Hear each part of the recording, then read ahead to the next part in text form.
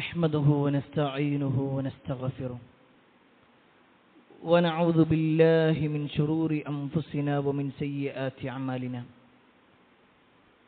من يهده الله فلا مضل له ومن يضلل فلا هادي له وأشهد أن لا إله إلا الله وحده لا شريك له وأشهد أن محمدا عبده ورسوله أرسله بالهدى ودين الحق ليظهره على الدين كله ولو كره المشركون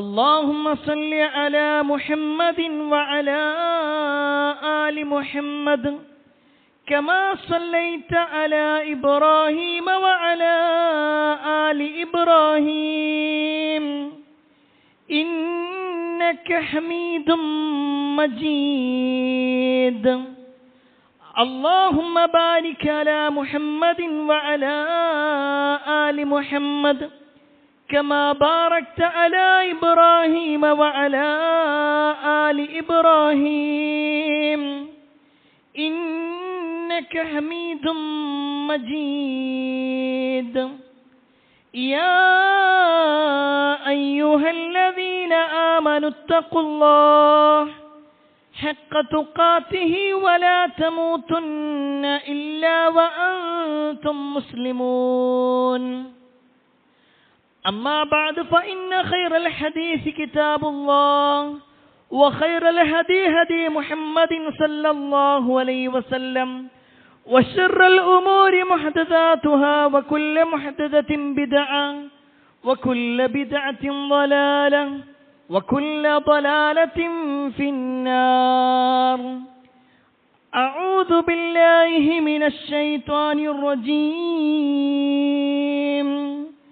أجعلتم سقاية الحاج وعمارة المسجد الحرام كمن آمن بالله واليوم الآخر وجاهد في سبيل الله لا يستوون عند الله والله لا يهدي القوم الظالمين يا أيها الناس أوصيكم وإياي أولا بتقوى الله. സ്നേഹധനരായ സത്യവിശ്വാസികളെ, സഹോദരന്മാരെ, സഹോദരിമാരെ, രക്ഷിതാക്കളെ, അള്ളാഹുവിൻ്റെ വിധിവിലക്കൽ അനുസരിച്ചുകൊണ്ടും പ്രവാചകൻ സല്ലല്ലാഹു അലൈഹി വസല്ലമയുടെ ജീവിതചര്യ പിൻപറ്റിക്കൊണ്ടും ജീവിക്കണമേ എന്ന് ആദ്യമായി എന്നോടും തുടർന്ന് നിങ്ങൾ ഓരോരുത്തരോടും ഉണർത്തുകയാണ്, വസിയ്യത്ത് ചെയ്യുകയാണ്. വിശ്വാസികൾ ഏറെ പവിത്രമായി കാണുന്ന മക്ക എന്ന് പറയുന്ന പ്രദേശത്തെക്കുറിച്ചും ആ മക്കയിൽ ഉൾക്കൊള്ളുന്ന വിശ്വാസികളുടെ ചിഹ്നങ്ങളായിട്ടുള്ള കഅബയെക്കുറിച്ചും മസ്ജിദുൽ ഹറാമിനെ കുറിച്ചും സംസമിനെ കുറിച്ചുമൊക്കെയാണ് കഴിഞ്ഞ ഖുതുബയിൽ നമ്മൾ വിശദീകരിച്ചത്. പ്രത്യേകിച്ച് ആ ഒരു നാടിൻ്റെ പ്രത്യേകതയും ആ നാട്ടിൽ ചെയ്യേണ്ടതായ ഒട്ടേറെ സൽക്കർമ്മങ്ങളെക്കുറിച്ചും നമ്മൾ മനസ്സിലാക്കി. അതിൻ്റെ കൂടെ ഒരു വിശ്വാസി എന്ന നിലക്ക് നമ്മൾ ആ ഒരു നാട്ടിലേക്ക് പോകാൻ ആഗ്രഹിക്കുന്നുവെങ്കിൽ, പ്രത്യേകിച്ച് ആരാധനാ കർമ്മങ്ങൾക്ക് വേണ്ടി നമ്മൾ പോകുമ്പോൾ ആ ആഗ്രഹം വെക്കുന്നവരോടുള്ള ചില നിർദ്ദേശങ്ങളും നമ്മൾ സൂചിപ്പിക്കുകയുണ്ടായി. എന്നാൽ പ്രിയപ്പെട്ടവരെ, ഈ ഒരു മക്ക രാജ്യത്തിനെ സംബന്ധിച്ചിടത്തോളം അവിടെയുള്ള ഹജ്ജും ഉംറയും മാത്രമല്ല, മറിച്ച് മറ്റുള്ള ചില പ്രവർത്തനങ്ങൾ കൂടി നമ്മുടെ മുൻഗാമികൾ വളരെ ഗൗരവത്തോടുകൂടി കണ്ടിട്ടുണ്ടായിരുന്നു. അതിൽപ്പെട്ട പ്രധാന വിഷയങ്ങളിൽപ്പെട്ടതാണ് മക്കയിൽ വരുന്ന ഹാജിമാരായ ആളുകൾക്ക് ഭക്ഷണം കൊടുക്കുക, അവർക്ക് വെള്ളം കൊടുക്കുക. സിഖായത്തുൽ ഹാജ്, ഹാജിമാർക്ക് ഭക്ഷണം കൊടുക്കൽ അല്ലെങ്കിൽ അവരെ വെള്ളം കുടിപ്പിക്കുക എന്നുള്ളത്, അവർക്ക് വേണ്ട സൗകര്യങ്ങൾ ചെയ്യുക എന്നുള്ളത്. അതുപോലെ തന്നെ ഇമാറത്തുൽ മസ്ജിദുൽ ഹറാം, ആ മസ്ജിദുൽ ഹറമും അതിൽ ഉൾക്കൊള്ളുന്ന കഅബയുമൊക്കെ അതിൻ്റെ സേവകരായി അതിൻ്റെ കൈകാര്യകർത്താക്കളായി നിലകൊള്ളുക എന്നത് മുൻഗാമികൾ വലിയ പുണ്യമുള്ള കാര്യമായി കണ്ടിരുന്നു. അത് ഇസ്ലാമിൽ മാത്രമല്ല, ജാഹിലിയ കാലഘട്ടത്തിൽ പോലും ഖുറൈശികളുടെ വലിയ ഒരു അധികാരമായിക്കൊണ്ട്, അവർക്കുള്ള വലിയ സ്ഥാനമായിക്കൊണ്ട് അവർ അതിനെ പരിഗണിച്ചിട്ടുണ്ടായിരുന്നു. ഈ ഒരു വിഷയവുമായി ബന്ധപ്പെട്ടുകൊണ്ട് സ്വഹാബിമാർക്കിടയിൽ വലിയ ഒരു തർക്കമുണ്ടായി. ഇസ്ലാമിക ചരിത്രത്തിൽ നമുക്ക് കാണുവാൻ സാധിക്കും, പ്രവാചകൻ സല്ലല്ലാഹു അലൈഹി വസല്ലം മദീനയിൽ നിൽക്കുന്ന സമയം ഒരു വെള്ളിയാഴ്ച ദിവസം നബി സല്ലല്ലാഹു അലൈഹി വസല്ലമയുടെ മിമ്പറിന്റെ അടുത്ത് വെച്ചിട്ട് സ്വഹാബിമാർക്കിടയിൽ ഒരു തർക്കമുണ്ടാകുന്നു. ഈ ഹദീസ് റിപ്പോർട്ട് ചെയ്യുന്നത് നുഅ്മാൻ ഇബ്നു ബശീർ റളിയല്ലാഹു അൻഹു ആണ്. അദ്ദേഹം പറയാണ്, ഒരു ദിവസം, ഒരു വെള്ളിയാഴ്ച ദിവസം ആളുകൾ ഇങ്ങനെ ഇരുന്ന് സംസാരിച്ചുകൊണ്ടിരിക്കുകയാണ്. രാവിലെയാണ്, നല്ല രാവിലെയാണ്. ആ സമയത്ത് അവരുടെ കൂട്ടത്തിൽപ്പെട്ട ഒരാൾ പറഞ്ഞു, മാ ഉബാലി അൻ ലാ അഅമല അമലൻ ബഅദൽ ഇസ്ലാം ഇല്ലാ അൻ അഅമറൽ മസ്ജിദുൽ ഹറാം. ആദ്യം ഒരു വ്യക്തി പറയുന്നത്, മാ ഉബാലി അൻ ലാ അഅമല ബഅദൽ ഇസ്ലാം ഇല്ലാ അൻ അസ്ഖിയൽ ഹജ്ജ്. ഇസ്ലാം സ്വീകരിച്ചതിന് ശേഷം ഇസ്ലാമിലെ കർമ്മങ്ങളിൽ ഹാജിമാർക്ക് വെള്ളം കൊടുക്കുക എന്നതല്ലാത്ത മറ്റൊരു സൽക്കർമ്മവും ഞാൻ ഏറ്റവും ഹൈറായിട്ട് കാണുന്നില്ല. ഒരാൾ ഇസ്ലാം സ്വീകരിച്ചു കഴിഞ്ഞാൽ വലിയ ഒരു പുണ്യം ഏതാന്ന് ചോദിച്ചാൽ ഞാൻ മറുപടി പറയാ, അത് ഹാജിമാരായ ആളുകളെ പരിഗണിച്ച് അവർക്കുള്ള ഭക്ഷണവും വെള്ളമൊക്കെ കൊടുക്കലാണ് എന്ന് ഒരു വ്യക്തി പറഞ്ഞു. അപ്പൊ വഖാലൽ ആഖർ, മറ്റൊരാൾ പറഞ്ഞു, മാ ഉബാലി അല്ലാ അമല അമലൻ ബഅദൽ ഇസ്ലാം ഇല്ലാ അൻ അഅമറൽ മസ്ജിദുൽ ഹറാം. എന്നാൽ ഞാൻ കാണുന്നത് എന്താണെന്നറിയോ, ഒരാൾ ഇസ്ലാം സ്വീകരിച്ചു കഴിഞ്ഞാൽ പിന്നെ ഏറ്റവും ഗൗരവപ്പെട്ട കാര്യം, ഏറ്റവും പുണ്യമുള്ള കാര്യം എന്ന് പറഞ്ഞാൽ മസ്ജിദുൽ ഹറാമിന്റെ കാര്യങ്ങളൊക്കെ നോക്കി നടത്തുക എന്നുള്ളതാണ്, അവിടുത്തെ സേവനം ചെയ്ത് നടക്കുക എന്നുള്ളതാണ്. അപ്പൊ വേറൊരാൾ പറഞ്ഞു, വഖാലൽ ആഖർ, വേറൊരാൾ പറയാണ്, അൽ ജിഹാദു ഫീ സബീലില്ലാഹ് അഫ്ളലു മിമ്മാ ഖുൽതു. ഏയ്, നിങ്ങൾ പറഞ്ഞതിനേക്കാൾ ഏറ്റവും ഗൗരവപ്പെട്ട കാര്യം എന്താണെന്നറിയോ? ഏറ്റവും അഫ്ളലായിട്ടുള്ളത് അൽ ജിഹാദു ഫീ സബീലില്ലാഹ്, അള്ളാന്റെ മാർഗത്തിൽ ജിഹാദ് ചെയ്യലാണ്, അള്ളാഹുവിന്റെ മാർഗത്തിൽ ധർമ്മസമരത്തിന് വേണ്ടി ഇറങ്ങലാണ്. ഈ ഒരു വാചകം ഒരു സ്വഹാബി പറഞ്ഞു. മൂന്നാളും മൂന്ന് അഭിപ്രായങ്ങൾ, സ്വാഭാവികമായും തർക്കമായി. ആ തർക്കം കുറച്ചുകൂടി ശബ്ദം കൂടി. ആ സമയത്താണ് ഉമർ ഇബ്നുൽ ഖത്താബ് റളിയല്ലാഹു അൻഹു അങ്ങോട്ട് വരുന്നത്. അവരിങ്ങനെ തർക്കിച്ചു കൊണ്ടിരിക്കുന്നത് കണ്ടപ്പോ ഉമർ റളിയല്ലാഹു അൻഹു ദേഷ്യം വന്നു. ഉമർ റളിയല്ലാഹു അൻഹു ഉണ്ടാക്കി, നബി സല്ലല്ലാഹു അലൈഹി വസല്ലമയുടെ പള്ളിയാണിത്, അനാവശ്യമായ തർക്കങ്ങളൊന്നും വേണ്ട. നിങ്ങൾക്കിടയിൽ എന്തെങ്കിലും തർക്കമുണ്ടോ, പ്രവാചകൻ സല്ലല്ലാഹു അലൈഹി വസല്ലം ഇപ്പോൾ വരൂലേ? അപ്പൊ നബി സല്ലല്ലാഹു അലൈഹി വസല്ലമയോട് ചോദിച്ചാൽ പോരെ. അങ്ങനെ എല്ലാവരും ഉണ്ടായിരുന്നു. ചരിത്രത്തിൽ കാണാൻ പറ്റും, കുറച്ചു കഴിഞ്ഞ് റസൂലുള്ളാഹി സ്വല്ലല്ലാഹു അലൈഹി വസല്ലം വരികയാണ്. നബി സല്ലല്ലാഹു അലൈഹി വസല്ലം മിമ്പറിൽ കയറി ഖുതുബയൊക്കെ നിർവഹിച്ചതിന് ശേഷം ഈ സ്വഹാബിമാര് റസൂലുള്ളാഹി സ്വല്ലല്ലാഹു അലൈഹി വസല്ലമയുടെ അടുക്കലേക്ക് വരിക. എന്നിട്ട് പ്രവാചകൻ സല്ലല്ലാഹു അലൈഹി വസല്ലമയോട് ഈ ഒരു വിഷയത്തിലുള്ള മസ്അല ചോദിക്കണം, ഏതാണ് ഏറ്റവും ഖൈർ? ഹാജിമാർക്ക് വെള്ളം കൊടുക്കലാണോ, അതല്ല മസ്ജിദുൽ ഹറാമിന്റെ സേവനവുമായിട്ട് ഇറങ്ങലാണോ, അതല്ല ജിഹാദിന് വേണ്ടി ഇറങ്ങലാണോ? ഇത് പ്രവാചകൻ സല്ലല്ലാഹു അലൈഹി വസല്ലമയോട് ചോദിച്ചതും അല്ലാഹു സുബ്ഹാനഹു വ തആല വിശുദ്ധ ഖുർആനിൽ ആയത്തിറക്കി. നബി സല്ലല്ലാഹു അലൈഹി വസല്ലമയോട് ചോദിച്ചിട്ടുള്ളൂ, അതിനുള്ള മറുപടി കൊടുത്തത് അല്ലാഹുവാണ്. അല്ലാഹു സുബ്ഹാനഹു വ തആല വിശുദ്ധ ഖുർആൻ 9-ാം അധ്യായം സൂറത്ത് തൗബയിലെ 19-ാമത്തെ ആയത്ത് അപ്പോഴാണ് അവതരിപ്പിക്കുന്നത്. എന്താണ് ആയത്ത് എന്നറിയോ? അജഅൽതും സിഖായത്തൽ ഹാജ് വഇമാറത്തൽ മസ്ജിദിൽ ഹറാം.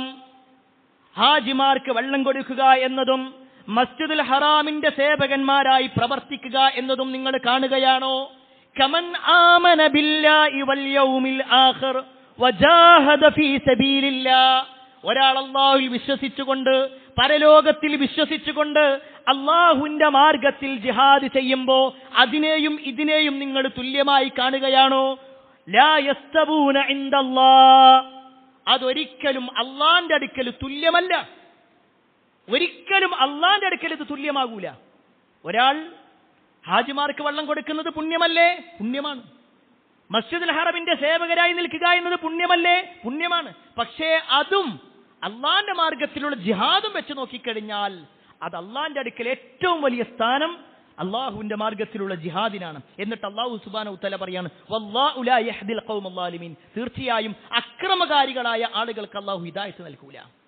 ഈ ഒരു വാചകം വന്നതും സ്വഹാബിമാരുടെ തർക്കം അവിടെ അവസാനിച്ചു. പക്ഷെ അവർക്കൊരു ബോധ്യപ്പെടലാണ്,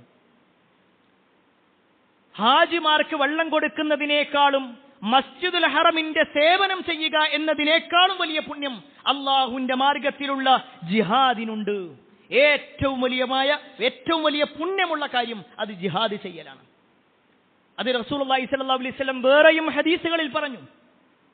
നബി സല്ലല്ലാഹു അലൈഹി വസല്ലമയോട് ചോദിക്കപ്പെട്ടു, അയ്യുൽ അമാലി അഫ്ളൽ, അള്ളാഹുവിന്റെ റസൂലേ ഏറ്റവും അഫ്ളലായിട്ടുള്ള അമലേതാ, ഏറ്റവും ശ്രേഷ്ഠകരമായ പ്രവർത്തനമേതാ?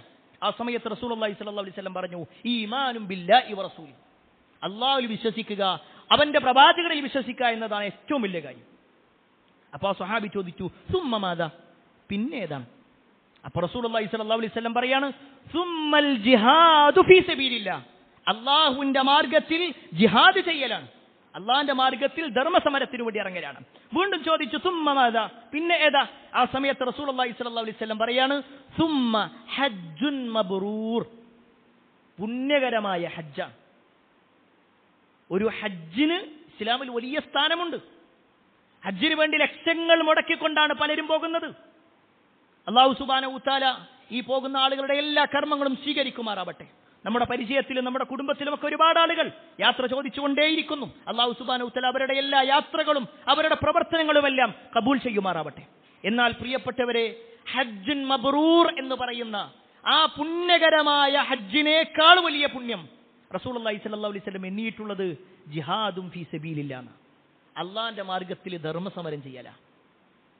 എന്നാൽ ഈ ധർമ്മസമരത്തിനേക്കാൾ വലിയ പുണ്യങ്ങളുണ്ടോ? നബി സല്ലല്ലാഹു അലൈഹി വസല്ലമയുടെ ഹദീസുകൾ പരിശോധിക്കുമ്പോൾ അള്ളാഹുവിന്റെ മാർഗത്തിൽ ധർമ്മസമരം ചെയ്യുന്നതിനേക്കാൾ വലിയ പുണ്യമുള്ള ചില കാര്യങ്ങളുണ്ട്. ഒരു പക്ഷേ നമ്മളെല്ലാവരും ഹജ്ജ് ചെയ്യാൻ ആഗ്രഹിക്കുന്നുണ്ട്. സാമ്പത്തികമായ പ്രയാസങ്ങൾ കാരണത്താൽ, ശാരീരികമായ ബുദ്ധിമുട്ടുകൾ കാരണത്താൽ ഒരു പക്ഷേ അപേക്ഷ കൊടുത്തിട്ടും 40,000-ഓളം വരുന്ന ആളുകളുടേത് സ്വീകരിക്കപ്പെടാത്തൊരവസ്ഥയിൽ ഒരു പക്ഷേ പെട്ടുപോയ ആളുകളും ഉണ്ടാവാം. ആഗ്രഹമുണ്ട്, പക്ഷേ നടക്കുന്നില്ല. ജിഹാദ് ചെയ്യണമെന്ന ആഗ്രഹമുണ്ട്, പക്ഷേ ഇന്നത്തെ ഒരു സാഹചര്യത്തിൽ അതിന്റെ ആവശ്യമില്ല. നബി സല്ലല്ലാഹു അലൈഹി വസല്ലമയുടെ കാലത്തായിരുന്നുവെങ്കിൽ നമുക്ക് പലതും നിർവഹിക്കാമായിരുന്നു. എന്നാൽ ഈ ഹജ്ജിനേക്കാളും ജിഹാദിനേക്കാളും വലിയ പുണ്യം അത് റസൂലുള്ളാഹി സ്വല്ലല്ലാഹു അലൈഹി വസല്ലം പറഞ്ഞു. എന്താണ് ആ പുണ്യം എന്നുള്ളത് മഹാനായ അബ്ദുല്ലാഹി ഇബ്നു അബ്ബാസ് റളിയല്ലാഹു അൻഹുമ റിപ്പോർട്ട് ചെയ്യുന്ന ഹദീസിൽ കാണാൻ പറ്റും. നബി സല്ലല്ലാഹു അലൈഹി വസല്ലം പറയാണ്, മാ മിൻ അയ്യാമിൻ അൽ അമലു സ്വാലിഹു ഫീഹിന്ന അഹബ്ബു ഇലല്ലാഹി മിൻ ഹാദിഹിൽ അയ്യാമിൽ അശ്ർ. ഇനി നമ്മുടെ മുന്നിലേക്ക് വരുന്ന 10 ദിവസങ്ങളുണ്ട്. ദുൽഹിജ്ജയിലെ 10 ദിവസങ്ങൾ. ഇപ്പോൾ നമ്മൾ ദുൽഖഅദ് ഏകദേശം 25-ലേക്ക് എത്തി. ഒരു പക്ഷേ ബുധനാഴ്ചയോ വ്യാഴാഴ്ചയോ ഒക്കെയായി നമ്മൾ ദുൽഹിജ്ജ മാസത്തിലേക്ക് പ്രവേശിക്കുകയാണ്. ആ ദുൽഹിജ്ജ മാസത്തിലേക്ക് നമ്മൾ പ്രവേശിച്ചു കഴിഞ്ഞാൽ പിന്നീടുള്ള 10 ദിവസങ്ങളെ കുറിച്ച് നബി സല്ലല്ലാഹു അലൈഹി വസല്ലം പറയാണ്, അള്ളാഹുവിന്റെ അടുക്കൽ ഇത്രയേറെ പുണ്യകരമായ വേറെ ഒരു പ്രവർത്തനങ്ങൾ ചെയ്യുന്ന ദിവസങ്ങളുമില്ല. അത്രയും പുണ്യകരമായ കാര്യമാണ് ഈ ദിവസങ്ങളിലുള്ള പ്രവർത്തനങ്ങൾക്ക്. ഇത് കേൾക്കുമ്പോൾ സ്വാഭാവികമായിട്ടും സഹാബിമാരുടെ ചോദ്യം, കാരണം അവർക്കറിയാം ജിഹാദിന്റെ പുണ്യം, അവർക്കറിയാം ജിഹാദിന് സ്വർഗമല്ലാതെ പ്രതിഫലമില്ല എന്ന ഹദീസ് അവർക്കറിയാം. അതുകൊണ്ട് തന്നെ സഹാബത്ത് ചോദിച്ചു, വലൽ ജിഹാദു ഫീ സബീലില്ലാഹ്, അല്ലാഹുവിന്റെ റസൂലേ, അള്ളാഹുവിന്റെ മാർഗത്തിലുള്ള ധർമ്മസമരത്തെക്കാളും വലിയ പുണ്യം ഈ 10 ദിവസങ്ങൾക്കുണ്ടോ? അള്ളാന്റെ മാർഗത്തിൽ ധർമ്മസമരം ചെയ്യാ, ജിഹാദ് ചെയ്യാ, അതിനേക്കാൾ വലിയ പുണ്യമുണ്ടോ? അപ്പോൾ റസൂലുള്ളാഹി സ്വല്ലല്ലാഹു അലൈഹി വസല്ലം പറയാണ്, വലൽ ജിഹാദു ഫീ സബീലില്ലാഹ്, അതെ, ജിഹാദിനേക്കാളും വലിയ പുണ്യത്തിന് തന്നെ. എന്നിട്ട് നബി സല്ലല്ലാഹു അലൈഹി വസല്ലം ഒന്നുകൂടി പറഞ്ഞു, ഒരു ജിഹാദിനൊഴികെ ഇല്ലാ റജുലിൻ, ഒരു മനുഷ്യനൊഴികെ. എന്താണ്? ഖറജ ബിനഫ്സിഹി വമാലിഹി, അയാൾ തന്റെ ശരീരവുമായി തന്റെ മുഴുവൻ സമ്പത്തുമായി കൊണ്ട് അയാൾ ജിഹാദിന് വേണ്ടി ഇറങ്ങി. പക്ഷേ ഫലം യർജി മിൻ ദാലിക ബിശൈ, അതിൽ ഒന്നും ബാക്കിയായില്ല. അയാളുടെ സമ്പത്ത് മുഴുവൻ നഷ്ടപ്പെട്ടു, അയാളുടെ ശരീരവും അയാളുടെ ആത്മാവും എല്ലാം നഷ്ടപ്പെട്ടു. അങ്ങനെയുള്ള ഒരാളുണ്ടെങ്കിൽ അതിനാണ് കൂടുതൽ സ്ഥാനം. അതല്ല എങ്കിലോ ഈ പറയപ്പെട്ട 10 ദിവസങ്ങൾക്ക് പ്രിയപ്പെട്ടവരെ, നമ്മുടെ മുന്നിൽ ഇനിയുള്ള 10 ദിവസങ്ങൾ, അതിന്റെ പോരിശ ഈ ഒരൊറ്റ ഹദീസ് മതി, ഈ ഒറ്റ ഹദീസ് മതി. ഇനി കേട്ടോ, ഖുർആനിലെ ആയത്തുണ്ട്, വൽ ഫജ്ർ വലയാലിൻ അശ്ർ. ഫജ്ർ തന്നെയാണ് സത്യം, പ്രഭാതം തന്നെയാണ് സത്യം. വലയാലിൻ അശ്ർ, 10 ദിനരാത്രങ്ങൾ അല്ലെങ്കിൽ 10 രാത്രികൾ തന്നെയാണ് സത്യം. ഇവിടെ ഏതാണ് ഈ 10 ദിവസങ്ങൾ? അൽ അശ്റു ദുൽഹിജ്ജ, ദുൽഹിജ്ജയിലെ മാസത്തെ ആദ്യത്തെ 10 ദിവസങ്ങൾ. അതുകൊണ്ട് തന്നെയാണ് മുൻഗാമികളോട് ചോദിക്കപ്പെട്ടിട്ടുണ്ട്, റമളാനിലെ അവസാനത്തെ 10 പ്രാധാന്യം ഉണ്ടല്ലോ അല്ലെ? റമളാനിന്റെ അവസാനത്തെ 10 നമ്മൾ കൊടുക്കുന്ന ഒരു പ്രാധാന്യമുണ്ട്. ആ റമളാനിലെ അവസാനത്തെ 10 പ്രാധാന്യം, അതല്ല ദുൽഹിജ്ജയിലെ ആദ്യത്തെ 10 പ്രാധാന്യം? അതിന് പണ്ഡിതന്മാർ കൊടുക്കുന്ന മറുപടി എന്താണെന്നറിയോ? രാത്രിയാണ് നിങ്ങൾ നോക്കുന്നതെങ്കിൽ, രാത്രിയുടെ പരിഗണനയാണ് നോക്കുന്നതെങ്കിൽ, റമളാനിന്റെ അവസാനത്തെ 10 രാത്രികൾക്കാണ് വലിയ പ്രാധാന്യം. ദുൽഹിജ്ജയിലെ മാസത്തിലെ ആദ്യത്തെ 10 രാത്രികളേക്കാൾ വലിയ പുണ്യം റമളാനിലെ അവസാനത്തെ 10 രാത്രികൾക്കാണ്. കാരണം ആ ദിവസത്തിലാണ് ലൈലത്തുൽ ഖദർ ഉള്ളത്. ലൈലത്തുൽ ഖദ്രി ഖൈറും മിൻ അൽഫി ശഹർ, 1000 മാസത്തേക്കാൾ ശ്രേഷ്ഠതയുള്ള ആ ലൈലത്തുൽ ഖദർ ഉള്ളത് റമളാനിന്റെ അവസാനത്തെ 10 രാത്രിയിലാണ്. അതുകൊണ്ട് റമളാനിലെ അവസാനത്തെ 10 രാത്രിക്കാണ് പുണ്യം. അവസാനിപ്പിച്ചിട്ടില്ല. ഇനി പകലുകളെ നോക്കിക്കഴിഞ്ഞാലോ, പകലുകളെ നോക്കിക്കഴിഞ്ഞാലോ റമളാനിലെ അവസാനത്തെ 10 പകലുകളേക്കാൾ പുണ്യം. ഇനി നമ്മുടെ മുന്നിലുള്ള 6 ദിവസം കഴിഞ്ഞാൽ വരാനിരിക്കുന്ന ദുൽഹിജ്ജ മാസത്തിലെ ആദ്യത്തെ 10 പകലുകൾ, എന്താണ് അതിന്റെ പ്രത്യേകത എന്നറിയോ? ആ ദിവസങ്ങളിൽ ദിക്റുകളുണ്ട്, ആ ദിവസങ്ങളിൽ സ്വലാത്തുകളുണ്ട്, ആ ദിവസങ്ങളിൽ നോമ്പുണ്ട്, ആ ദിവസങ്ങളിൽ ഉളുഹിയ്യത്തുണ്ട്, ആ ദിവസങ്ങളിൽ റസൂലുള്ളാഹി സ്വല്ലല്ലാഹു അലൈഹി വസല്ലം പഠിപ്പിച്ച ഒട്ടേറെ കാര്യങ്ങൾ. എന്തിനേറെ, ലോക മുസ്ലിമീങ്ങൾ ഹജ്ജിന് വേണ്ടി പോകുന്ന ദിവസങ്ങളിൽ പ്രധാനപ്പെട്ട അറഫ ദിനവും അതുപോലെ തന്നെ യൗമുൻ നഹ്റും ഒക്കെ നടക്കുന്നത് ആ 10 ദിവസങ്ങളുമായി ബന്ധപ്പെട്ടുകൊണ്ട്. അത്രയും വലിയ പുണ്യം. അതുകൊണ്ട് പ്രിയപ്പെട്ടവരെ, നമ്മളെ സംബന്ധിച്ചിടത്തോളം ഇനിയുള്ള ദിവസങ്ങൾ എന്ന് പറഞ്ഞാൽ ഏറ്റവും ഒരു ഉത്സാഹത്തോടുകൂടി പരിശ്രമിക്കേണ്ട ദിവസങ്ങളാണ്. പ്രത്യേകിച്ച് പരിശുദ്ധ റമദാനിൽ അള്ളാഹുവിന്റെ അപാരമായ അനുഗ്രഹത്താൽ നമ്മൾ ഒരുപാട് നന്മകൾ ചെയ്തിട്ടുണ്ട്. അള്ളാഹു നമ്മിൽ നിന്നും സ്വീകരിക്കുമാറാവട്ടെ. നമ്മളെ സംബന്ധിച്ചിടത്തോളം റമദാനിൽ ഒട്ടേറെ പുണ്യങ്ങൾ. എന്നാൽ ഖേദകരമെന്ന് പറയട്ടെ, ആ ഒരു 1.5 മാസം കഴിഞ്ഞ് 2.5 മാസം കഴിയുമ്പോഴേക്കെന്നെ തുടങ്ങിവെച്ച പലതും നമ്മൾ നിർത്തിയിട്ടുണ്ട്. നിർത്തിവെച്ച പല തിന്മകളും നമ്മൾ തുടങ്ങിയിട്ടുണ്ട്. റമദാൻ കഴിഞ്ഞല്ലോ, ഇനി നമുക്ക് പഴയ ജീവിതത്തിലേക്ക് പോകാമെന്നാണെങ്കിൽ വിശ്വാസികളെ സംബന്ധിച്ചിടത്തോളം ഒരു തിരിച്ചറിവിന്റെ ദിവസങ്ങളാണ് ഇനിയുള്ളത്. നമ്മുടെ റമദാൻ എന്തായിരുന്നു? നമുക്ക് സമാധാനിക്കാനുണ്ട്, നമ്മുടെ നന്മകളുണ്ട്. എങ്കിൽ ആ റമദാനിലൂടെ അവസാനിപ്പിക്കേണ്ടതല്ല പുണ്യങ്ങൾ. ഇനിയുള്ള 10 ദിവസങ്ങൾ എന്ന് പറഞ്ഞാൽ ഏറ്റവും പുണ്യകരമായ ദിവസങ്ങളായിട്ട് കാണണം. മഹാനായ താബി പണ്ഡിതനാണ് സഈദ് ഇബ്നു ജുബൈർ റഹ്മത്തുള്ളാഹി അലൈഹി. അദ്ദേഹത്തിന്റെ ജീവിതം നമുക്ക് കാണാൻ പറ്റും. ഇദാ ദഖല അയ്യാമുൽ അശ്ർ, ഈ ദുൽഹിജ്ജയിലെ ആദ്യത്തെ 10 ഇറങ്ങിക്കഴിഞ്ഞാൽ, അതിലേക്ക് എത്തിക്കഴിഞ്ഞാൽ, ഇജ്തിഹാദൻ ശദീദ ഹത്താ മാ യകാദു യഖ്ദിറു അലൈഹി, കണക്ക് കൂട്ടാൻ പറ്റാത്ത രൂപത്തിൽ, എണ്ണിക്കണക്കാക്കാൻ പറ്റാത്ത രൂപത്തിൽ വല്ലാത്ത പരിശ്രമമായിരുന്നു അവർ. അത് കേവലം ഒരാളിലല്ല. നമ്മുടെ സഹാബത്തിന്റെ ചരിത്രങ്ങൾ പരിശോധിക്കുമ്പോഴും താബികളുടെ ചരിത്രങ്ങൾ പരിശോധിക്കുമ്പോഴും ഇമാമുമാരുടെ ചരിത്രങ്ങൾ പരിശോധിക്കുമ്പോഴും അവരൊക്കെ അങ്ങനെയായിരുന്നു. ഈ ദിവസങ്ങൾ മറ്റുള്ള ദിവസങ്ങളെക്കാൾ വലിയ പോരിശയോടുകൂടി ചെയ്തു, കർമ്മങ്ങൾ ചെയ്തു. എന്നാൽ എന്തൊക്കെയാണ് കർമ്മങ്ങൾ ചെയ്യേണ്ടത്? ഏതൊക്കെ നന്മകൾ ചെയ്യണം? ഒരു പക്ഷേ ഹജ്ജിന് പോയ ആളുകളെ സംബന്ധിച്ചിടത്തോളം അവർക്ക് എണ്ണിച്ചുട്ട അപ്പം പോലുള്ള കുറെ പ്രവർത്തനങ്ങളുണ്ട്. അവർക്ക് കൃത്യമായി കൊണ്ട് ഇന്ന കർമ്മങ്ങൾ ഇന്ന ദിവസങ്ങൾ എന്നുണ്ട്. എന്നാൽ വിശ്വാസികൾ എന്ന നിലക്ക് ഒരുപാട് നന്മ ചെയ്യാൻ ആഗ്രഹിക്കുന്ന നമ്മൾ ചെയ്യേണ്ട കാര്യങ്ങൾ എന്താ? അതിൽ ഒന്നാമത്തെ കാര്യം എന്താണെന്നറിയും? ഒന്നാമത്തെ കാര്യം ദിക്റുകൾ വർദ്ധിപ്പിക്കുക. ഈ ദിക്റുകൾ വർദ്ധിപ്പിക്കുക. ഇനിയുള്ള 10 ദിവസം എല്ലാ സമയത്തും ഒരു വിശ്വാസിയെ സംബന്ധിച്ചിടത്തോളം അദ്കാറുകൾ ഉണ്ടാവണം. എന്നാൽ ഇനിയുള്ള ദിവസങ്ങൾ കുറച്ചുകൂടി ശ്രദ്ധ കൊടുക്കണം. ദിക്ർ എന്ന് പറയുമ്പോൾ 2 തരത്തിലുണ്ട്. ഒന്ന്, അള്ളാഹിനെ കുറിച്ച് എപ്പോഴും ഓർമ്മിക്കുക എന്നുള്ളതാണ്. എപ്പോഴും ഓർമ്മിക്കൽ, അത് ദിക്റുള്ളയാണ്, അള്ളാഹിനെ കുറിച്ചുള്ള സ്മരണയാണ്. മറ്റൊന്ന് നാവ് കൊണ്ടുള്ള അദ്കാറുകൾ. അല്ലാഹു അക്ബർ എന്നുള്ളത്, സുബ്ഹാനല്ലാഹ് എന്നുള്ളത്, ലാ ഇലാഹ ഇല്ലല്ലാഹ് എന്നുള്ളത്, അൽഹംദുലില്ലാഹ് എന്നുള്ളത് നമുക്കെല്ലാം സുപരിചിതമാണ്. പ്രിയപ്പെട്ടവരെ, ഈ ദിക്റുകൾ അറിയാത്തവരാരും ഉണ്ടാവില്ല. നബി സല്ലല്ലാഹു അലൈഹി വസല്ലമയുടെ ഹദീസിൽ കാണാൻ പറ്റും, ഒരാൾ ഒരു തവണ സുബ്ഹാനല്ലാഹ് എന്ന് പറഞ്ഞാൽ 20 പുണ്യം അയാൾക്ക് രേഖപ്പെടുത്തുന്നു. ഒരു തവണ പറഞ്ഞു. അല്ലാഹു അക്ബർ പറഞ്ഞാൽ 20 പുണ്യം കിട്ടുകയാണ്. നമ്മുടെ നാവിന് ഏറ്റവും നൈർമല്യമുള്ളതായ ഒട്ടേറെ ദിക്റുകൾ, യാതൊരു നിലക്കും നമുക്ക് കൂടുതൽ എനർജി കളയേണ്ടതില്ലാത്ത വിധത്തിലുള്ള കർമ്മങ്ങൾ. പക്ഷേ ഖേദകരം എന്ന് പറയട്ടെ, പല ആളുകൾ അതിനെ നിസ്സാരവൽക്കരിച്ചു കൊണ്ടിരിക്കുകയാണ്. നബി സല്ലല്ലാഹു അലൈഹി വസല്ലമയുടെ ഒരൊറ്റ ചരിത്രം കേട്ടാൽ മതി. നമ്മളെ സംബന്ധിച്ചിടത്തോളം നമ്മുടെ യാത്രകൾ, ആ സമയത്ത് നമ്മുടെ നാവുകളിൽ ഇങ്ങനെ ദിക്റുകൾ വന്നുകൊണ്ടിരിക്കും. നമ്മുടെ ഒഴിവ് വേളകളൊക്കെ ദിക്റുകളിലാവും. ഒരു ദിവസം നബി സല്ലല്ലാഹു അലൈഹി വസല്ലമയും സ്വഹാബിമാരിങ്ങനെ ഒരു വഴിയിലൂടെ അങ്ങനെ വരിക, ഒരു യാത്ര കഴിഞ്ഞ് വരിക. അങ്ങനെ ഒരു ഭാഗത്ത് അവർ വിശ്രമിക്കാൻ തീരുമാനിച്ചു. റസൂലുള്ളാഹി സ്വല്ലല്ലാഹു അലൈഹി വസല്ലമ ഒരു മരത്തിൽ ഇങ്ങനെ ചാരി നിൽക്കുക. ആ മരമാകട്ടെ ആകെ ഉണങ്ങിയ ഒരു മരം. നബി സല്ലല്ലാഹു അലൈഹി വസല്ലം അതിന്റെ ചില്ലകളിലേക്ക് ഇങ്ങനെ നോക്കിയപ്പോൾ അതിന്റെ ചില്ലകളിലുള്ള ഇലകളെല്ലാം ഉണങ്ങിയിട്ടുണ്ട്. ആ സമയത്ത് പ്രവാചകൻ സല്ലല്ലാഹു അലൈഹി വസല്ലം ആ ഒരു സാഹചര്യം സ്വഹാബത്തിന് പഠിപ്പിച്ചു കൊടുക്കുക. റസൂലുള്ളാഹി സ്വല്ലല്ലാഹു അലൈഹി വസല്ലമയുടെ കയ്യിൽ ഒരു വടി ഉണ്ടായിരുന്നു. ആ വടി എടുത്തിട്ട് പ്രവാചകൻ സല്ലല്ലാഹു അലൈഹി വസല്ലമ ആ ചില്ലയിൽ ഒരു അടി അടിച്ചു. സ്വഹാബത്ത് ഇങ്ങനെ നോക്കി നിൽക്കുന്ന സമയത്താ നബി സല്ലല്ലാഹു അലൈഹി വസല്ലം ഇത് ചെയ്യണേ.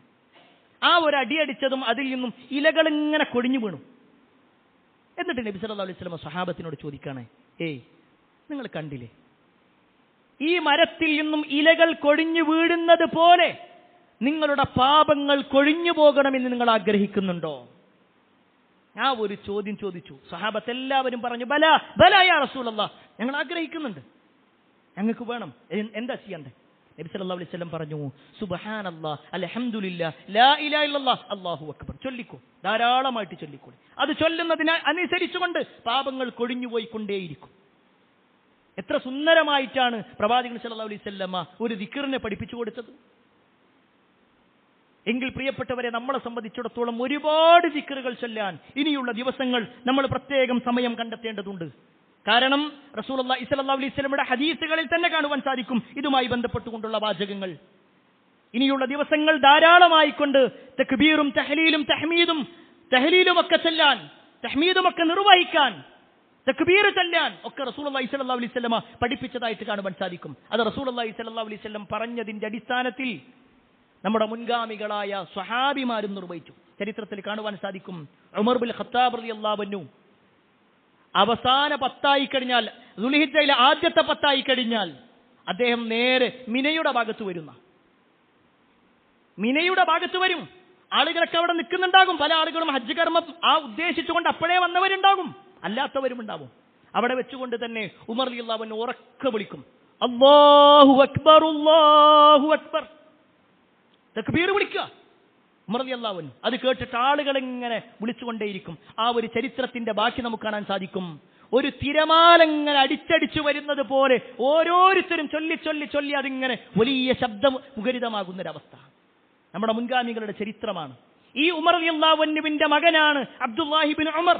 ചരിത്രത്തിൽ കാണുവാൻ സാധിക്കും, അബ്ദുല്ലാഹി ഇബ്നു ഉമർ റളിയല്ലാഹു അൻഹുവും അബൂ ഹുറൈറ റളിയല്ലാഹു അൻഹുവും ഈ ദുൽഹിജ്ജ മാസത്തിലെ ആദ്യത്തെ 10 ദിവസങ്ങൾ അവർ അങ്ങാടിയിലേക്ക് പോകും.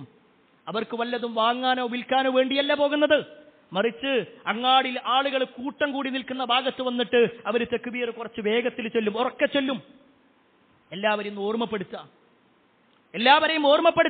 ഈ പറഞ്ഞതിന്റെ അർത്ഥം നാടിന്റെ മുഴുവൻ മേഖലകളിലേക്ക് നമ്മൾ ഇറങ്ങണമെന്നല്ല, ഒരു വർഗീയ പരാമർശങ്ങളിലേക്ക് എത്തിക്കണമെന്നല്ല. പക്ഷേ നമ്മുടെ വീട്ടിലെങ്കിലും, നമ്മൾ ഒറ്റയ്ക്കിരിക്കുന്ന സമയത്തെങ്കിലും, നമ്മുടെ മക്കളുടെ അടുക്കലെങ്കിലും, നമ്മുടെ കുടുംബത്തിന്റെ അടുക്കലെങ്കിലും ഈ തക്ബീറുകൾ നമ്മൾ ഓർമ്മപ്പെടുത്തി കൊടുക്കേണ്ടതുണ്ട്. കാരണം അതിന് വലിയ ഒരു പുണ്യമുണ്ട് എന്ന് നമ്മൾ മനസ്സിലാക്കുക. രണ്ടാമത്തെ വിഷയമാണ് നോമ്പ് നോക്കുക എന്നുള്ളത്.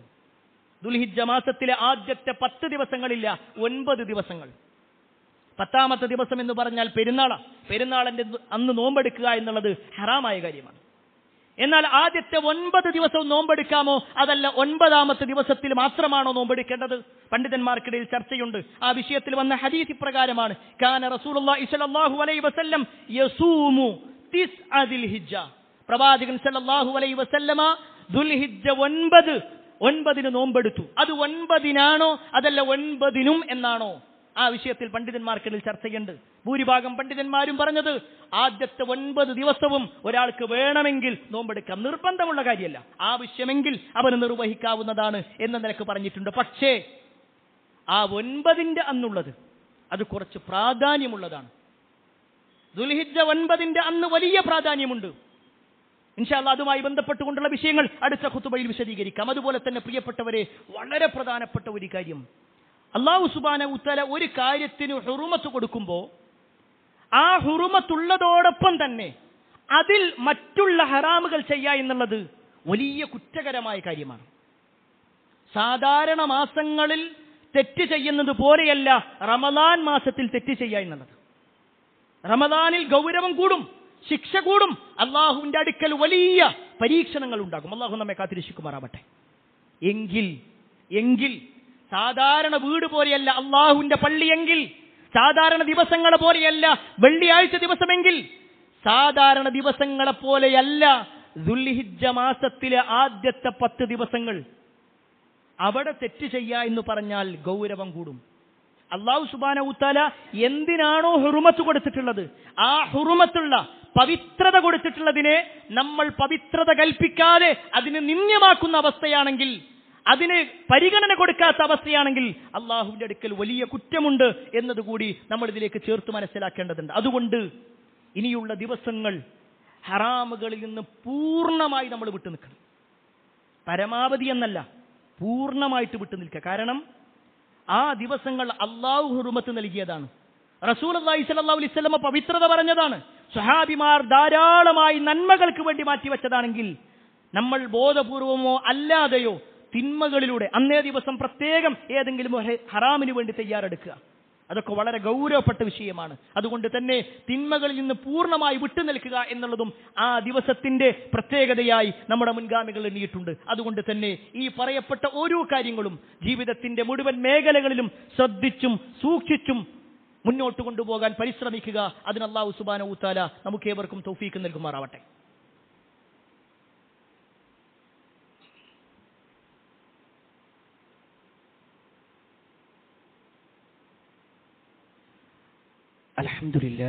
അൽഹംദുലില്ലാഹി റബ്ബിൽ ആലമീൻ വസ്സലാത്തു വസ്സലാമു അലാ റസൂലില്ലാഹ് വഅലാ ആലിഹി വഅസ്ഹാബിഹി അജ്മഈൻ, അമ്മാ ബഅദ്. പ്രിയപ്പെട്ട സഹോദരങ്ങളെ, സത്യവിശ്വാസികളെ, അള്ളാഹുവിൻ്റെ വിധിവിലക്കുകൾ അനുസരിച്ചുകൊണ്ടും പ്രവാചകൻ സല്ലല്ലാഹു അലൈഹി വസല്ലമയുടെ ജീവിതചര്യ പിൻപറ്റിക്കൊണ്ടും ജീവിക്കണമേ എന്ന് ഒരിക്കൽ കൂടി എന്നോടെന്ന പോലെ നിങ്ങൾ ഓരോരുത്തരോടും ഉണർത്തുകയാണ്, ഓർമ്മപ്പെടുത്തുകയാണ്. നമ്മുടെ മുന്നിൽ വരാനിരിക്കുന്ന ദുൽഹിജ്ജ മാസത്തെക്കുറിച്ചും അതിലെ ആദ്യത്തെ 10 ദിവസങ്ങളുടെ പോരിശയുമാണ് നമ്മൾ വിശദീകരിച്ചു വന്നത്. അതിൽ വളരെയേറെ സുപ്രധാനമായ ഒരു കാര്യമാണ് ഉദുഹിയ്യത്ത് അറുക്കുക എന്നുള്ളത്. കഴിഞ്ഞ 2 ആഴ്ചകൾക്ക് മുമ്പ് ഇതേ മിമ്പറിൽ വെച്ചുകൊണ്ട് തന്നെ ഉദുഹിയ്യത്തിന്റെ പ്രാധാന്യത്തെക്കുറിച്ചും അതിൻ്റെ ഗൗരവത്തെക്കുറിച്ചുമൊക്കെ നമ്മൾ സൂചിപ്പിച്ചിരുന്നു. അത് കഴിഞ്ഞപ്പോൾ ചില ആളുകൾ ചോദിച്ച ഒരു ചോദ്യമുണ്ടായിരുന്നു. ഉദ്ഹിയ്യത്ത് അറുക്കുക എന്നുള്ളത് നിർബന്ധമായ ഫറളായ ഒരു കാര്യമാണോ, അതല്ല അതൊരു സുന്നത്തായ കാര്യമാണോ? ഈ വിഷയത്തിൽ എന്താണ് ഇസ്ലാമികമായി കൊണ്ട് പണ്ഡിതന്മാർ വിശദീകരിച്ചത് എന്ന് നമുക്കൊന്ന് പരിശോധിക്കാം. ഒരു വിഭാഗം പറഞ്ഞത് ഇത് നിർബന്ധമാണ് എന്ന് തന്നെയാണ്. ഒരാൾക്ക് കഴിവുണ്ട്. കാരണം റസൂലുള്ളാഹി സ്വല്ലല്ലാഹു അലൈഹി വസല്ലം പറഞ്ഞത് ആ വാചകം ഇങ്ങനെയാണ്: മൻ കാന ലഹു സഅതുൻ, ആർക്കെങ്കിലും അതിനുള്ള കഴിവുണ്ട്, അല്ലെങ്കിൽ അതിനെ ഉൾക്കൊള്ളാൻ അതിന് സൗകര്യങ്ങളുണ്ട്, എന്നിട്ടും വലം യുദഹി, അവൻ ഉളുഹിയത്ത് വെക്കുന്നില്ല, അല്ലെങ്കിൽ ഉളുഹിയത്ത് അറുക്കുന്നില്ല, ഫലാ യഖ്റബന്ന മുസല്ലാന, ഫലാ യഖ്റബന്ന മുസല്ലാന. ആ വാചകമാണ്. കഴിവുണ്ടായിട്ടും ഒരാൾ ഉളുഹിയത്ത് അറുക്കുന്നില്ല എങ്കിൽ അവൻ നമ്മുടെ മുസല്ലയിലേക്ക് വരണ്ട. അവിടെ റസൂലുള്ളാഹി സ്വല്ലല്ലാഹു അലൈഹി വസല്ലമയുടെ ഹദീസുകളിൽ നമുക്ക് കാണുവാൻ സാധിക്കും, പെരുന്നാളിന്റെ അന്ന് എല്ലാവരും വരണം എന്നാ പറയാ. നബി സല്ലല്ലാഹു അലൈഹി വസല്ലമ ഈദ്ഗാഹിലേക്ക് എല്ലാവരും വരണം. എത്രത്തോളം എന്നാൽ ആർത്തവകാരിയായ സ്ത്രീയാണെങ്കിൽ പോലും അവൾ അവിടെ വന്നിരിക്കണം, അവൾ നിസ്കരിക്കേണ്ടതില്ല എന്ന് വരെ നബി സല്ലല്ലാഹു അലൈഹി വസല്ലം പറഞ്ഞിട്ടുണ്ട്. എല്ലാ മുസ്ലിമീങ്ങളും ഒന്നിക്കേണ്ട ഒരു സ്ഥലം. അതാണല്ലോ ശരിക്കും ഈദ്ഗാഹ്. എങ്കിൽ ആ മുസല്ലയിലേക്ക് നിങ്ങൾ വരണ്ട എന്ന് റസൂലുള്ളാഹി സ്വല്ലല്ലാഹു അലൈഹി വസല്ലമ ചില ആളുകളുടെ വിഷയത്തിൽ പറഞ്ഞിട്ടുണ്ടെങ്കിൽ തീർച്ചയായും ഇത് നിർബന്ധമായ കാര്യമാണ് എന്നാണ് ഇമാം മാലിക്കിനെ പോലുള്ള, സുഫിയാൻ സൗരിയെ പോലുള്ള, ഇമാം അബൂ ഹനീഫയെ പോലുള്ള, ഇബ്നു തൈമിയയെ പോലുള്ള ആളുകളൊക്കെ വിശദീകരിച്ചിട്ടുള്ളത്. ഇവരൊക്കെ പറയുന്നത് എന്താണെന്ന് വെച്ചാൽ ഇത് നിർബന്ധമാണ്. എന്നാൽ രണ്ടാമത്തെ അഭിപ്രായം എന്താണെന്ന് വെച്ചാൽ ഇതൊരു സുന്നത്തായ കാര്യം. അതിനുള്ള ഹദീസ് എന്താണെന്ന് വെച്ചാൽ മഹദിയായ ഉമ്മു സലമ റളിയല്ലാഹു അൻഹ റിപ്പോർട്ട് ചെയ്യുന്ന ഒരു ഹദീസാണ്. റസൂലുള്ളാഹി സ്വല്ലല്ലാഹു അലൈഹി വസല്ലം പറയാണ്, ഇദാ റഅയ്തും ഹിലാല ദിൽഹിജ്ജ, നിങ്ങൾ ദുൽഹിജ്ജയിലെ മാസം കണ്ടു കഴിഞ്ഞാൽ, വ അറാദ അഹദുക്കും അൻ യുദഹിയ, നിങ്ങളുടെ കൂട്ടത്തിൽ ആരെങ്കിലും ഉളിയത്ത് അറുക്കാൻ ഉദ്ദേശിക്കുന്നുവെങ്കിൽ ഫൽയുംസിക് അൻ ശഅരിഹി വ ദുഫാരിഹി, അവൻ എന്ത് ചെയ്യണം? അവന്റെ നഖവും മുടിയൊക്കെ പിടിച്ചു വെക്കണം. അഥവാ പിന്നെ മുടി മുറിക്കുവാനോ അല്ലെങ്കിൽ നഖം വെട്ടാനോ പാടില്ല. ഇവിടെ റസൂലുള്ളാഹി സ്വല്ലല്ലാഹു അലൈഹി വസല്ലം പ്രയോഗിച്ചത് ആരെങ്കിലും ഉദ്ദേശിക്കുന്നുവെങ്കിൽ എന്നുള്ള പ്രയോഗമാണ്. അതുകൊണ്ട് തന്നെ ഇത് സുന്നത്താണ്, അല്ലാതെ നിർബന്ധം എന്ന് പറയാൻ പറ്റൂല എന്ന് പറഞ്ഞ പണ്ഡിതന്മാരുമുണ്ട്. മഹാനായ അബൂബക്കർ സിദ്ദീഖ് റളിയല്ലാഹു അൻഹുവിനെ പോലുള്ള, ഉമർ ഇബ്നുൽ ഖത്താബ് റളിയല്ലാഹു അൻഹുവിനെ പോലുള്ള അങ്ങോട്ട് ഒരുപാട് പണ്ഡിതന്മാർ അതിനും പറഞ്ഞിട്ടുണ്ട്. പ്രിയപ്പെട്ടവരെ, ഈ രണ്ട് ഹദീസുകൾ നമ്മൾ മുന്നിൽ വെക്കാം. എന്നിട്ട് നമ്മൾ സ്വയം പരിശോധിക്കുക, ഇത് ഫറളാവട്ടെ സുന്നത്താവട്ടെ. നമ്മുടെ നേതാവാണല്ലോ മുഹമ്മദ് മുസ്തഫ സല്ലല്ലാഹു അലൈഹി വസല്ലം. ആ നബി സല്ലല്ലാഹു അലൈഹി വസല്ലമയുടെ ജീവിതത്തിൽ പ്രവാചകൻ സല്ലല്ലാഹു അലൈഹി വസല്ലം അനുഭവിച്ച ദാരിദ്ര്യത്തിന്റെ അങ്ങനത്തെ ഒരു ദാരിദ്ര്യം നമ്മുടെ ജീവിതത്തിൽ എന്തെങ്കിലും ഉണ്ടായിട്ടുണ്ടോ? റസൂലുള്ളാഹി സ്വല്ലല്ലാഹു അലൈഹി വസല്ലമയുടെ വീട്ടിൽ 3 ദിവസം തുടർച്ചയായി ഭക്ഷണം കഴിക്കാനില്ലാതായിട്ടുണ്ട് എന്ന് മഹദിയായ ആയിഷ റളിയല്ലാഹു അൻഹ പറയാം. അവരുടെ വിളക്കിലൊഴിക്കുന്ന ഒരു തരത്തിലുള്ള ഒരു എണ്ണയുണ്ട്. നമ്മുടെ നാട്ടിലുള്ള എണ്ണയല്ല, മറിച്ച് വേറെ ഒരു തരത്തിലുള്ള, അറബികൾ ഉപയോഗിക്കാറുള്ള ഒരു തരത്തിലുള്ള എണ്ണ. അതും റൊട്ടിയും കഴിക്കുക, അല്ലെങ്കിൽ പച്ചവെള്ളവും റൊട്ടിയും കഴിക്കുക, അതുപോലും കഴിക്കാനില്ലാത്ത ദിവസങ്ങളുണ്ടാകും. അത്രയും പ്രയാസം. അത് റസൂലുള്ളാഹി സ്വല്ലല്ലാഹു അലൈഹി വസല്ലം അനുഭവിച്ചിട്ടുണ്ടെങ്കിൽ ആ പ്രവാചകൻ സ്വല്ലല്ലാഹു അലൈഹി വസല്ലമയെ കുറിച്ച് അബ്ദുല്ലാഹി ഇബ്നു ഉമർ റളിയല്ലാഹു അൻഹു പറയുകയാണ്, അഖാമ റസൂലുള്ളാഹി സ്വല്ലല്ലാഹു അലൈഹി വസല്ലം ബിൽ മദീന, നബി സല്ലല്ലാഹു അലൈഹി വസല്ലം മദീനയിലേക്ക് വന്നതിന് ശേഷം എല്ലാ അശ്റ സിനീന യുളഹി, നബി സല്ലല്ലാഹു അലൈഹി വസല്ലം 10 കൊല്ലം മദീനത്തിൽ ജീവിച്ചിട്ടുണ്ട്. ആ 10 കൊല്ലവും നബി സല്ലല്ലാഹു അലൈഹി വസല്ലം ഉളിയത്ത് അറുത്തിട്ടുണ്ട്. ഭക്ഷണം കഴിക്കാനില്ലാത്ത പ്രവാചകന്റെ വിഷയത്തിലാണ് ഇത് പറഞ്ഞതെങ്കിൽ എന്തുകൊണ്ട് നബി സല്ലല്ലാഹു അലൈഹി വസല്ലം ബാക്കി പണം മാറ്റിവെച്ചുകൊണ്ട് ഇതിനു വേണ്ടി തയ്യാറെടുത്തു? തന്റെ സമ്പത്ത് മാറ്റിവെച്ചു.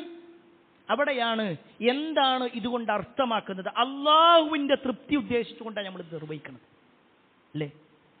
ഇബ്രാഹിം നബി അലൈഹി സ്വലാമിനോട് അള്ളാഹു സുബ്ഹാനഹു വ തആല പറയുന്നത് സ്വന്തം മകനെ അറുക്കാൻ വേണ്ടി പറഞ്ഞു.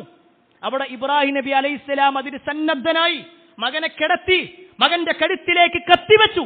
അപ്പോഴാണ് ജിബ്രീൽ അലൈഹി സ്വലാം വരുന്നത്. അത് ഇബ്രാഹിം നബി അലൈഹി സ്വലാമിനെ അള്ളാഹു പരീക്ഷിച്ചതായിരുന്നുവെങ്കിൽ അതേ വാചകമാണ് റസൂലുള്ളാഹി സ്വല്ലല്ലാഹു അലൈഹി വസല്ലമ നമ്മളോടും ബലിയുമായി ബന്ധപ്പെട്ടുകൊണ്ട് പറഞ്ഞിട്ടുള്ളതെങ്കിൽ ഫസല്ലി ലിറബ്ബിക വൻഹർ എന്നുള്ള ആയത്തിൽ വൻഹർ, ആ നെഹർ എന്ന് പറഞ്ഞാൽ ബലിയാണെന്ന് വിശദീകരിച്ചിട്ടുണ്ടെങ്കിൽ 40 കൊല്ലമായി നമ്മൾ ജീവിക്കാൻ തുടങ്ങിയിട്ട്, 50 കൊല്ലമായി, 60 കൊല്ലമായി, ഇന്ന് വരെ ഉളുഹിയത്തിന് വേണ്ടി ഇതാ എൻ്റെ ഒരു ഓഹരി എന്ന് പറയാൻ നമ്മൾ എത്ര ആളുകൾ റെഡിയായിട്ടുണ്ടാവും? ഒരാടാണെങ്കിൽ ഒരാൾ ഒറ്റക്കാണ് ഇറക്കണ്ടേ, ആടാണെങ്കിൽ ഒരാൾ ഒറ്റക്ക്. എന്നാൽ ഒരു പോത്തോ അതുപോലുള്ളതാണെങ്കിൽ 7 ആളുകൾ വരെ കൂടാം, 7 ആളുകൾ വരെ. ഒട്ടകമാണെങ്കിൽ 10 ആളുകളും കൂടും. ഒറ്റക്കറുക്കാൻ ബുദ്ധിമുട്ടാണോ എന്നങ്ങൾ ഷെയർ കൂടി അറുത്താൽ മതിയെന്ന്. അവിടെയാണ് നമ്മൾ ആലോചിക്കേണ്ടത്. നമ്മുടെ മോളെ കല്യാണത്തിന് നമ്മൾ അറുത്ത ആടിന്റെ കണക്കെത്രയാ? നമ്മുടെ മകന്റെ കല്യാണത്തിന് അറുത്ത പോത്തിന്റെ കണക്കെത്രയാ? ഇത്ര കിൻഡലുള്ളതെന്നൊക്കെയല്ലേ നമ്മൾ പറയാറുള്ളത്. എന്നാൽ അല്ലാഹ് ഒരു കാര്യം പറഞ്ഞപ്പോൾ അതിന് എൻ്റെ അടുത്ത് പൈസ അല്ല. ഞാൻ ആരെയും കുറ്റപ്പെടുത്താൻ വേണ്ടി പറയല്ല, നമ്മൾ സ്വന്തത്തോട് ചോദിക്കുക. ഒരു കൊല്ലത്തിനാകെ വരുന്നത് 8000 രൂപ. ഒരു മാസം 1000 രൂപ പോലും മാറ്റി വെക്കേണ്ടതില്ല. മാസത്തിൽ 1000 പോലും മാറ്റി വെക്കേണ്ടതില്ല. ഒരു കൊല്ലത്തിലാണ് വരുന്നത് എങ്കിൽ 40 കൊല്ലം, 50 കൊല്ലം, 60 കൊല്ലം ജീവിച്ചിട്ട് ഒരു ഉളുഹിയത്ത് പോലും നമ്മൾ അറുക്കുന്നില്ല. അള്ളാന്റെ തൃപ്തിക്ക് വേണ്ടി നിസ്കാരം നോമ്പൊക്കെ തന്നെ മതിയും, അതിനപ്പുറത്തേക്കൊന്നും പോകേണ്ടതില്ല. എങ്കിൽ ആ നിസ്കാരം പഠിപ്പിച്ചതാരാ? നമ്മുടെ നേതാവ് മുഹമ്മദ് മുസ്തഫ സല്ലല്ലാഹു അലൈഹി വസല്ലമയാണ്. നോമ്പ് പഠിപ്പിച്ചതാരാ? നബി സല്ലല്ലാഹു അലൈഹി വസല്ലമയാണ്. എങ്കിൽ അതേ പ്രവാചകൻ 10 കൊല്ലം പട്ടിണി കിടന്ന പ്രവാചകൻ സല്ലല്ലാഹു അലൈഹി വസല്ലമ ഇത്രയും പ്രാധാന്യം ഇതിന് കൊടുത്തിട്ടുണ്ടെങ്കിൽ അതിനെ നമ്മളൊരു നിസ്സാരമായി കാണരുത്. നമ്മുടെ കുട്ടിക്ക് ഒരു അസുഖം വന്നാലേ ഒരു വർഷത്തിൽ നമ്മുടെ കുട്ടികൾക്ക് മാറ്റിവെക്കുന്ന പണത്തിന്റെ ചെലവൊന്ന് നോക്കിക്കാ നിങ്ങൾ. അത് റബ്ബ് നമുക്ക് നൽകിയതാ ആ മക്കളെ, അല്ലേ? അള്ള വിചാരിച്ചാൽ ദിവസങ്ങളോളം വെന്റിലേറ്ററിൽ നമ്മളെ മക്കളെ കിടത്താൻ കഴിയും. ഞാനൊരിക്കലും ആക്ഷേപിച്ചുകൊണ്ട് പറയല്ല, പക്ഷെ നമ്മൾ ആലോചിക്കുക, അള്ള വിചാരിച്ചാൽ ഒരുപാട് കാര്യങ്ങൾ നമ്മുടെ ജീവിതത്തിൽ പരീക്ഷണങ്ങളായി വരും.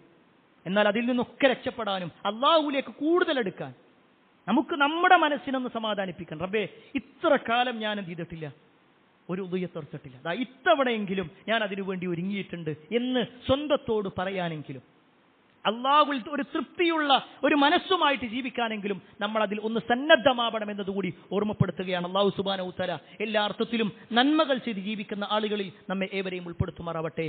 ഒരുപാട് ആളുകൾ പ്രാർത്ഥന കൊണ്ട് വസിയത്ത് നൽകിയിട്ടുണ്ട്. എല്ലാവരുടെയും പ്രാർത്ഥനകൾ അല്ലാഹു സ്വീകരിക്കുമാറാവട്ടെ. അല്ലാഹുമ്മ ഗ്ഫിർ ലിൽ മുഅ്മിനീന വൽ മുഅ്മിനാത്ത് വൽ മുസ്ലിമീന വൽ മുസ്ലിമാത്ത് അൽഅഹ്യാഇ മിൻഹും വൽ അംവാത്ത് ഇന്നക മുജീബുദ് ദഅവാതി യാ ഖാദിൽ ഹാജാത്ത്. അല്ലാഹുമ്മ അജിർനാ മിനൻ നാർ, അല്ലാഹുമ്മ അജിർനാ മിനൻ നാർ, അല്ലാഹുമ്മ അജിർനാ മിനൻ നാർ. റബ്ബനാ ആതിനാ ഫിദ് ദുനിയ ഹസന വഫിൽ ആഖിറതി ഹസനതൻ വഖിനാ അദാബൻ നാർ. ആമീൻ ആമീൻ ബിറഹ്മതിക യാ അർഹമർ റഹീമീൻ വൽഹംദുലില്ലാഹി റബ്ബിൽ ആലമീൻ.